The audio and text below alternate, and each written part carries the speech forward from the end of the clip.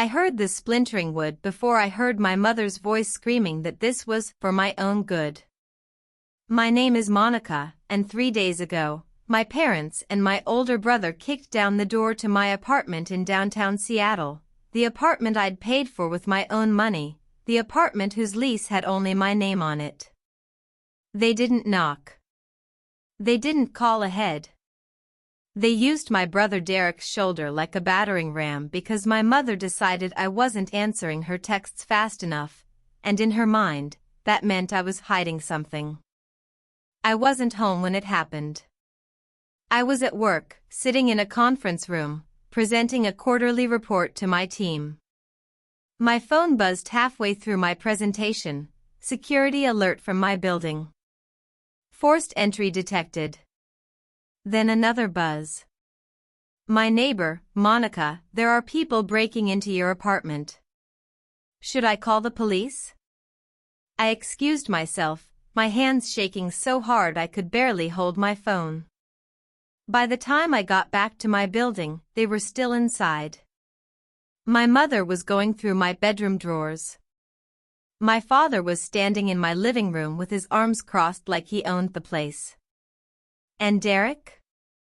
Derek was sitting on my couch, eating my leftovers, smirking like this was all some kind of joke. That's the moment I decided I was done being the family doormat. If you've ever had someone disrespect your boundaries so badly it changed you, drop a comment and let me know where you're watching from. And if you want to see how this story ends, hit that subscribe button, because you're not going to believe what I did next. Let me back up so you understand how I got here.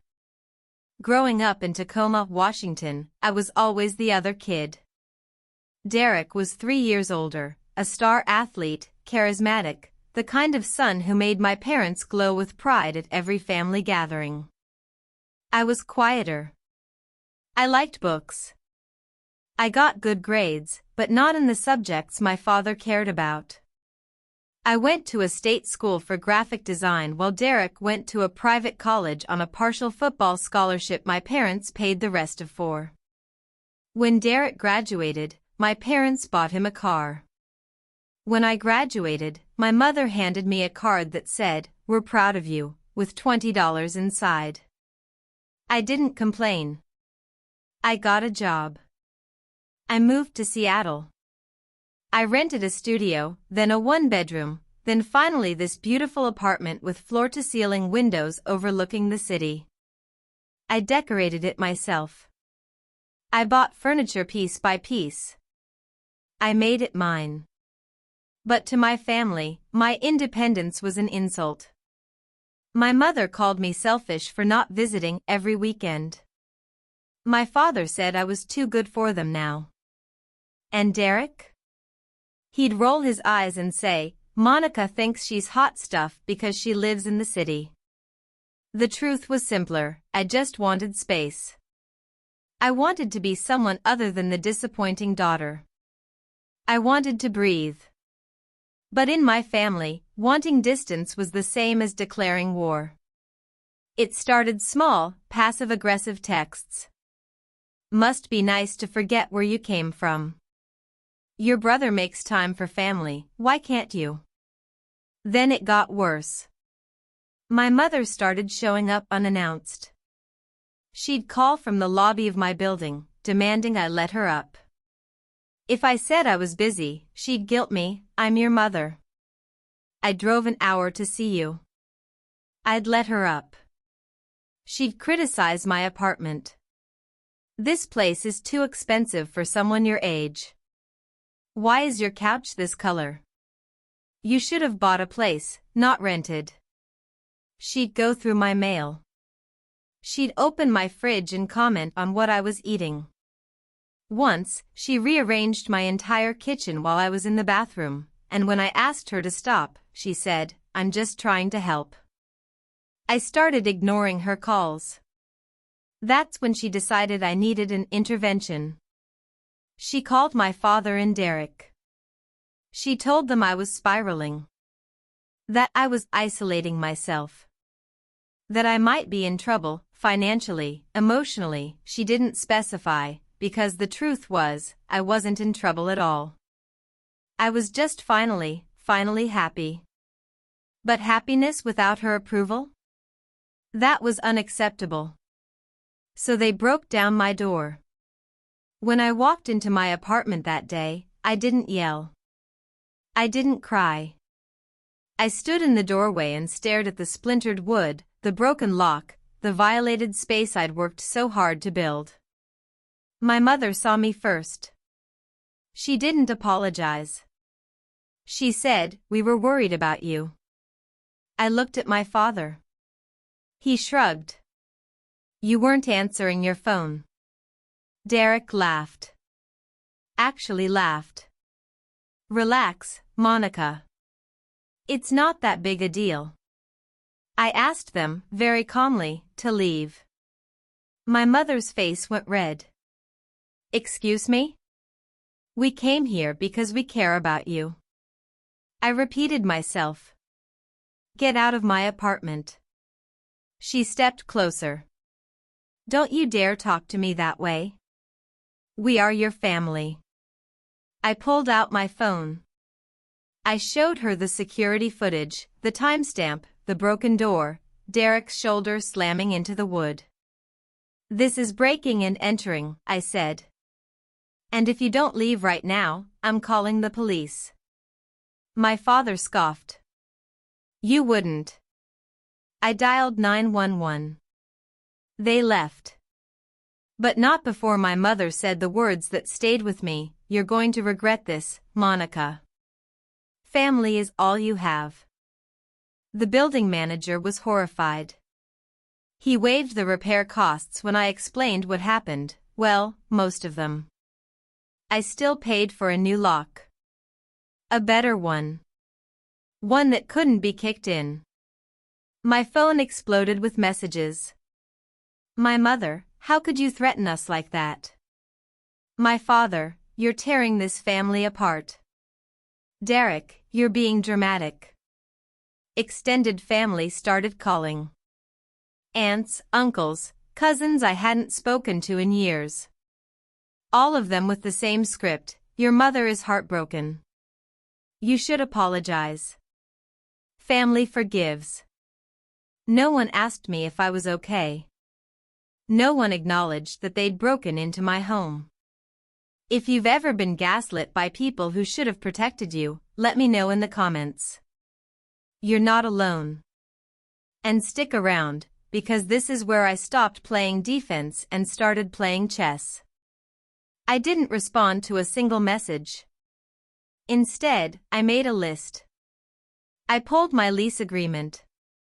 I pulled my bank statements showing I'd paid every single bill for that apartment, rent, utilities, insurance, all of it, alone, for 2 years. I pulled the security footage from the building. I pulled text messages from my mother, months of harassment, guilt trips, demands. Then I called a lawyer. Her name was Diane. She was in her 50s, sharp as a blade, and when I explained what had happened, she didn't sugarcoat it. "This is criminal trespassing," she said. "Destruction of property. Depending on how far you want to take this, you could press charges." I asked what my options were. She laid them out. I could file a police report. I could get a restraining order. I could sue for damages, emotional distress, property damage, violation of privacy. "But," she said, "here's what I'd recommend. Document everything. Keep records. Don't engage. And wait." "Wait for what?" She smiled. "For them to make it worse." 2 weeks later, my mother called from my father's phone. I answered because I thought something might be wrong. "Monica," she said, her voice sweet, conciliatory. "We need to talk. As a family." I stayed silent.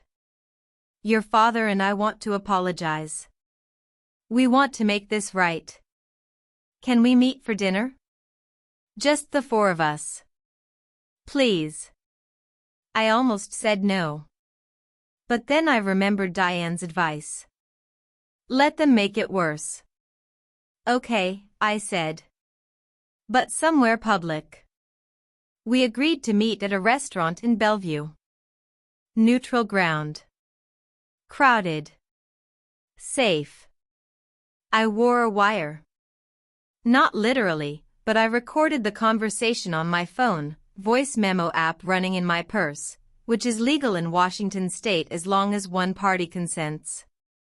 That party was me. Dinner started civil. My mother ordered wine. My father made small talk about the weather. Derek showed up late, still in his gym clothes, reeking of arrogance. Then my mother started. Monica, sweetie, we want you to know we're sorry if you felt hurt by what happened. If I felt hurt. My father nodded. We were just worried. You have to understand, from our perspective, it looked like you were shutting us out. I took a sip of water. So you broke into my apartment. My mother's face tightened. We didn't break in. We were concerned. Derek leaned back in his chair. Come on, Monica. You're blowing this way out of proportion. I smiled. Am I? That's when my mother played her hand. We think, she said slowly, that you should move back home for a while. Just until you get back on your feet. Clearly, living alone isn't good for you. I stared at her. I'm not moving back home. I have a career. I have a life. She reached across the table, gripping my hand. Monica, you're not thinking clearly. You're isolated. You're angry. We can help you. I pulled my hand back. I don't need help. I need boundaries. My father's voice went cold. Boundaries? We're your parents. And I'm an adult. Derek snorted. Barely. That was it. That was the moment. I stood up. I dropped 2 20s on the table for my untouched meal. And I said, loud enough for nearby tables to hear. You broke into my apartment. You destroyed my property. You violated my privacy. And now you're trying to manipulate me into giving up my independence.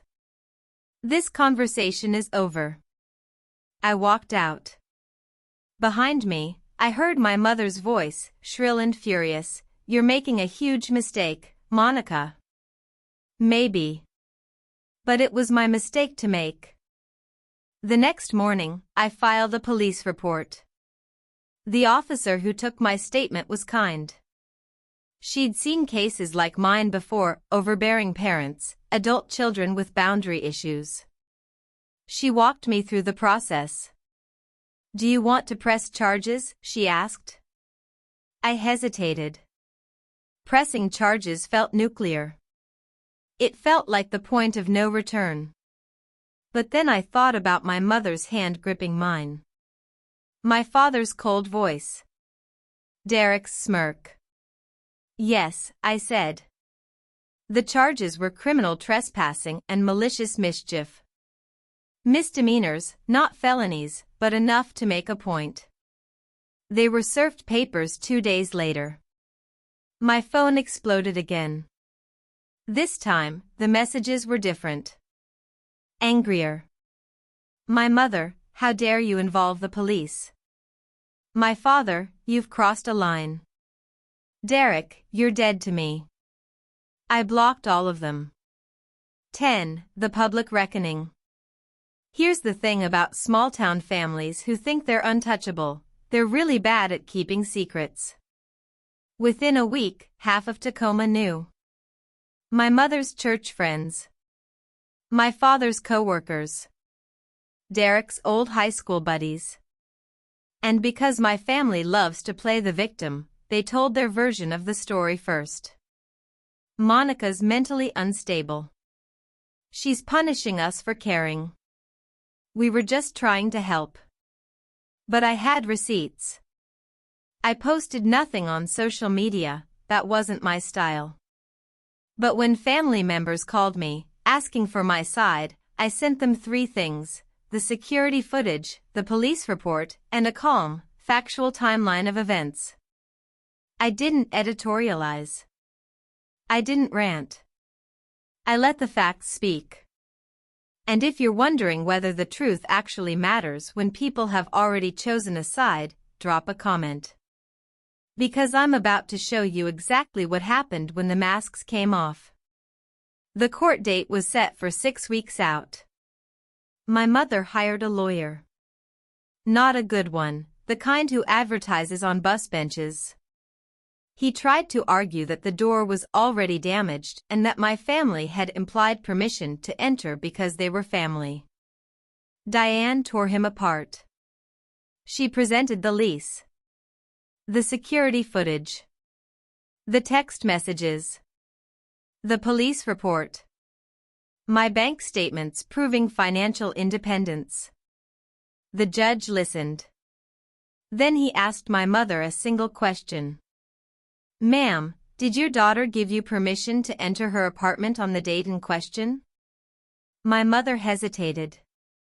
She wasn't answering her phone. "That's not what I asked." "Well, no." But no further questions. The judge found them guilty on both counts. They were fined. Ordered to pay restitution for the door, the lock, and my legal fees. And, this was the part that mattered most to me, they were issued a formal no-contact order. They couldn't call me, text me, show up at my home or workplace. For 1 year. When the gavel came down, I felt something I hadn't felt in years, free.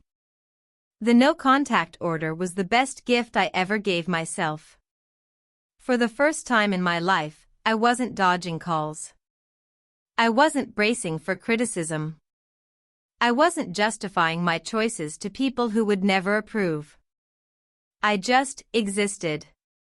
I got a promotion at work. I redecorated my apartment, new couch, new paint, a gallery wall of art I actually liked. I started therapy. I made new friends. I traveled. I became the version of myself I'd always wanted to be. My family stayed silent for about 8 months. Then the texts started again, from cousins, from my grandmother, from people who just wanted to check in. I ignored most of them. But I replied to my grandmother, because she'd never been cruel.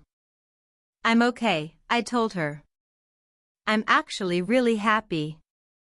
She said, "Your mother misses you." I said, "I don't miss the person she wanted me to be." A year and 2 months after the court date, I got a letter in the mail. It was from my father. He didn't apologize for breaking in. He didn't admit wrongdoing. But he said he'd been thinking. That maybe he'd pushed too hard. That maybe I had a right to my own life. It wasn't much. But it was something. I didn't respond. But I kept the letter. My mother never reached out. Derek sent a single text, "Hope you're happy." I was. Here's what I learned: setting boundaries with family isn't selfish. It's survival. For years, I let my family treat me like I owed them access to every corner of my life. I let them guilt me, manipulate me, control me, because I thought that's what love was supposed to look like. But love isn't breaking down doors. Love isn't demanding obedience. Love is respect, trust, and space to grow. And sometimes, the people who raised you aren't capable of giving you that. Walking away wasn't easy. It cost me relationships. It cost me the fantasy of a normal family. But it gave me something more valuable, myself. If you're in a situation where your family refuses to see you as an adult, where they trample your boundaries and then call you the problem. Listen to me, you are not the problem. And you don't have to set yourself on fire to keep them warm. Before you go, drop a comment and let me know, have you ever had to choose between your peace and your family's approval? And if this story helped you feel less alone, hit that like button and subscribe, because I'll be here, telling the stories no one else wants to say out loud. My name is Monica. I broke free. And I've never looked back.